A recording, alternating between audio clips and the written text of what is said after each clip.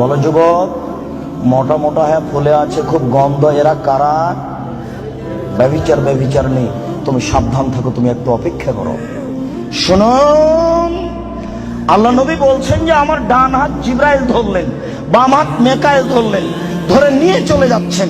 যেতে যেতে দেখি একটা গর্ত, চুলার মতো। কোন চুলা?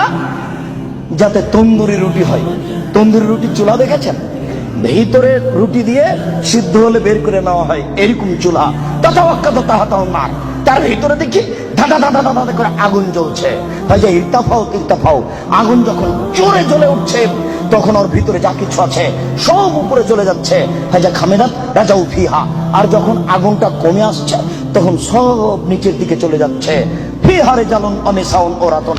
তাতে দেখি পুরুষ এবং নারী জমা ধরে আছে উলঙ্গ অবস্থায়, পরনে কাপড় নেই কারো, এভাবে জমা ধরে আছে উলঙ্গ অবস্থায়। আগুন যখন জোরে জ্বলে উঠছে, দাদা দাদা দাদা করে উপরে চলে যাচ্ছে। আবার যখন আগুন কমে যাচ্ছে, তখন নিচের দিকে চলে যাচ্ছে। আর উপরে উঠলে মনে হচ্ছে যেন বের হয়ে পড়ে যাবে। দেখে সেখানে পুরুষ এবং নারী উলঙ্গ অবস্থায় জ্বলছে। আমি বললাম, জিবরাইল, মানাউলা এরা কারা? তখন জিবরাইল বললেন, অহমদ জনা, তারা হলো ব্যভিচার নেই।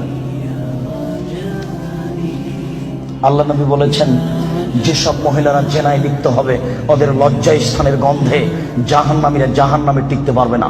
যেসব মহিলারা জেনায় লিপ্ত হবে, ওদের লজ্জায় স্থানের গন্ধে জাহান্নামীরা জাহান্নামে টিকতে পারবে না। যেসব মহিলারা জেনায় লিপ্ত হবে, ওদের লজ্জায় স্থানের গন্ধে জাহান্নামীরা জাহান্নামে টিকতে পারবে না। মুহাম্মদ সাল্লাল্লাহু আলাইহি সাল্লাম বলেছেন।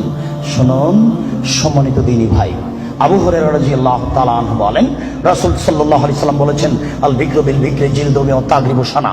অবিবাহিত ছেলে মেয়ে যদি জিনায় লিপ্ত হয়, তাহলে তাকে 100 লাঠি পিটিয়ে এলাকা থেকে 1 বছরের জন্য তাড়িয়ে দিতে হবে। তিনি বলেন, আস-সাইবু বিস-সাইব রাজম।